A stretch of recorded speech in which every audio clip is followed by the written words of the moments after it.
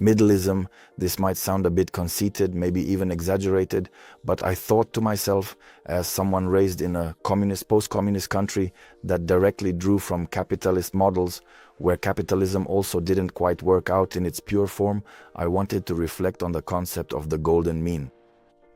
It's not even about taking the best from socialism, because that's probably difficult, and the best from capitalism. That's easier here, but to build some formulas, doctrines for yourself that go far back in time, to Seneca, to Marcus Aurelius, maybe to Carl Jung, to the Stoics, to take what's best from them, but to translate that to the conditions of today's life. Traveling by plane, the availability of any product on the internet, the possibility of meeting any person. I believe their way of thinking was fantastic, but unfortunately technology has changed completely. It's like trying to, go hunting with a stone. I don't hunt, God forbid, but if someone does hunt somewhere, it's obvious there are other ways to do it. Or like if a motorcyclist were racing a cyclist, right? Well, you can't really do that, but I believe these processes can be accelerated, they can be globalized. And I also want to show on this channel as James Middle that it's possible to combine these things.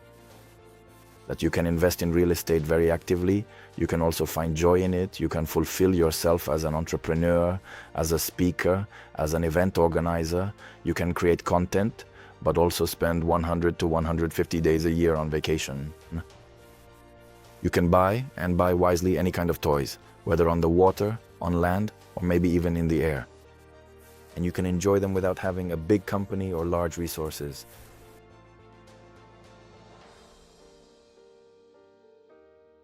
I think it's both. Philosophy to me is associated with something more abstract, with a certain vision. Strategy, on the other hand, makes me think of a plan that can be implemented. And I would like to offer viewers, I think, both the mindset and actually putting it into practice. We're recording this conversation in the studio right now, but right next door I have a training room where I spend several hours each week. Above us is a kitchen where you can eat good food, but you can also order a triple cheese pizza, which I do, of course, but definitely not every day. However, these are deliberate and conscious decisions that we make every single day of our lives. There are 2 garages right next door that I also want to show you the toys I've worked hard for and try to use. However, philosophy makes me think of talking. Strategy makes me think of action. And I think that we, at least in this community, we should do both. To have a vision and an idea for yourself, but then to implement it in your private life, business, and investments. I'll try to talk a lot, but do and show even more.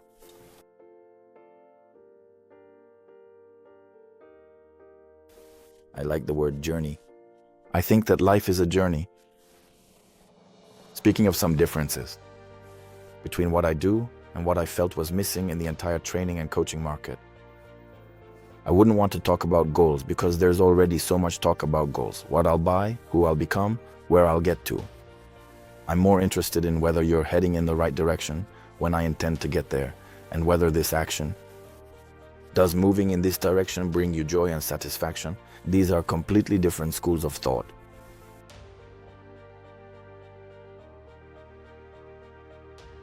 I try. At one point in my life, or in the lives of people I observe, that chaos in the mind, the rush, comes precisely from ambition. Not so much from greed, but from a kind of positive voracity, immense ambition. I think it helps when you're 18 or 20, 25 years old. At that age, you feel immortal. You can party all weekend, and on Monday at 7 a.m. go to work. But somewhere after 35, that sense of immortality fades. And it turns out that by moving more slowly, but in the right direction, you'll still get where you want to go faster and more easily than someone who runs chaotically, but doesn't really know why.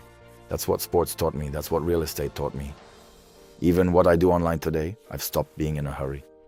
Paradoxically, there's actually less time because you'll never be younger again. But the slower you go, the easier it is to reach your goal. It's the opposite of how it is in corporations. They teach us to focus on results that have to be reported and completed tonight, tomorrow morning, and it's never enough. No matter what results you achieve, the higher-ups will always say you could squeeze out more. I'm starting to learn where the enough button is. It's enough to slow down, it's enough to think, And paradoxically, the more I think this way, the more I have, the more I gain. I enjoy, I travel, I live. My coach says, you start to swim or really move through the water when you stop fighting it. And I think you start to live when you stop fighting with life, or stop fighting for it. It just needs to be there. It just needs to last. If we didn't record this conversation today, we'd record it next week. If I don't finish renovating 5 apartments in a month, I'll finish in 2 months. If I don't buy myself a Ferrari in half a year, I'll buy it in 3 years. And if not in 3 years, then maybe in 6. And if in 6, then maybe never. And honestly, nothing will really happen. There isn't that unnecessary pressure, which often doesn't even come from the world or from other people. That's only us who create this pressure for ourselves. And every day, so many thoughts run through our minds. Tens of thousands of thoughts that we somehow have to deal with. And I think that calming down, really seeking that peace, is what makes you become a warrior, like a samurai prepared for any situation. No, not unprepared for anything, even if you've finished all your studies and read every book, and it turns out you can't even cross the street. Maybe you've read fewer books, but at least you know where the street actually is.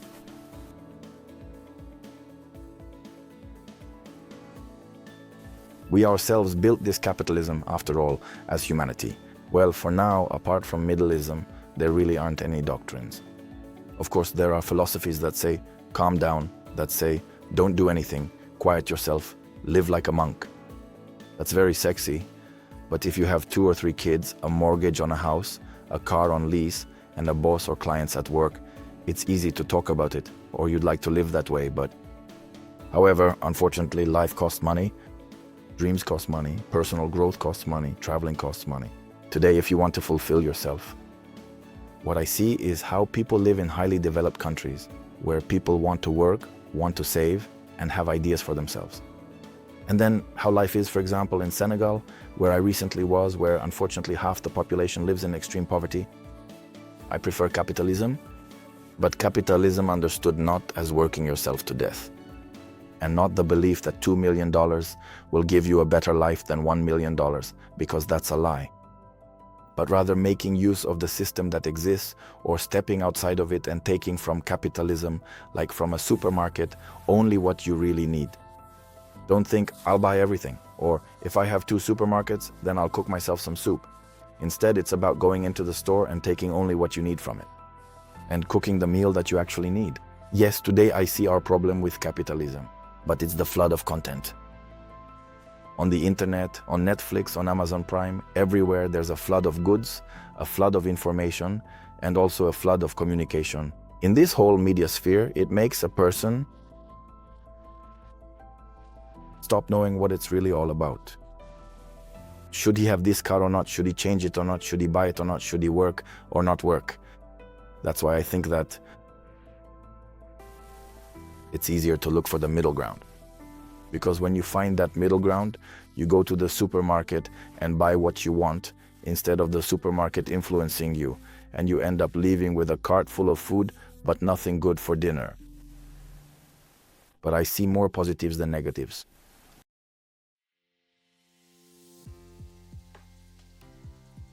Wealth, I think, tests your character. And that's a problem. It's a problem, I think, both for people who got rich quickly and for those who became wealthy slowly. Because those habits, I think, are also very, very hard to get rid of. People who inherit wealth or win riches in the lottery have a huge problem. It often turns out that these people lose their inheritance faster, within a year or 2, than someone who worked for that money over the last 2 generations. The same applies to lottery winnings. It's hard to hold on to that money. However, wealth tests your character. First of all, you have to acquire that wealth, you have to fight for it. You have to know how to tighten your belt, save most of the money you earn, have your first savings, hire your first employees, acquire your first clients. Then, when it comes to investments, put your money to work, put your savings to work, and learn how to manage wealth.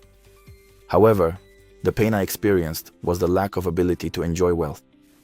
Because what does it matter that you're rich? That you have stacks of paper bills, 15 kilos or 20 kilos of gold, or some numbers showing up on your iPhone saying you have, $2 million, right? If you're a fool and a loser in life, if you can't enjoy life, if you don't want anything from life, other than having money, well, that's the greatest poverty. I think the poorest person is the one who only has money. Hence, once again, the importance of balance. I have a rule that I'll talk about as well. Half of your earnings. Invest half of your earnings, spend the other half, without feeling guilty. Because just as some people can't save or invest, others can't spend at all. Not just $1,000 or $100,000, but often it means their time. For example, to take an afternoon off, to take a week off, or to extend a vacation by a week. They simply feel it's a waste of money. Why? Because they have that habit, and there probably comes a point when it just doesn't matter anymore. It doesn't matter. Of course, for some people, business comes more easily or quickly, others have to work longer for that money, and some don't have any business inclinations at all. However, the ability to navigate the financial sphere, to adjust your lifestyle, quality of life, and standard of living to your means, that is a true masterpiece. Whether you're a retiree, a student, a billionaire, a millionaire, I don't know, an employee in a corporation, the owner of a small business, a dentist, a taxi driver, how to manage your budget well. And I think, again, it's all about mindset. It's about mindset.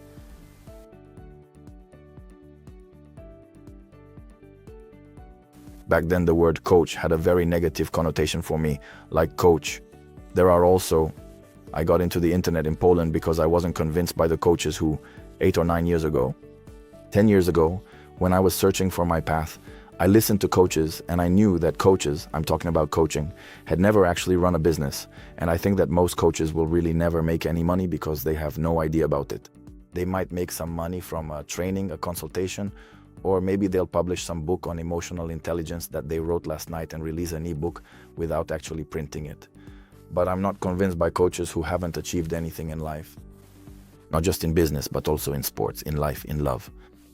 If someone is teaching about love, saying you can pick up a girl by buying her a drink, or by looking at her the wrong or right way, I'd rather be taught about love by someone who's had a family for 20 years, who has a good relationship with his wife.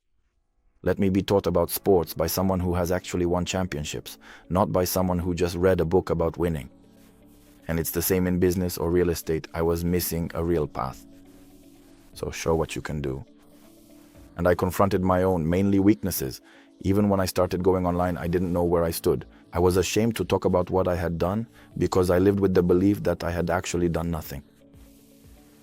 2 companies of a nice scale, dozens of properties, motorcycles, cars, cool stuff, a successful life, but it seemed to me that I was nowhere.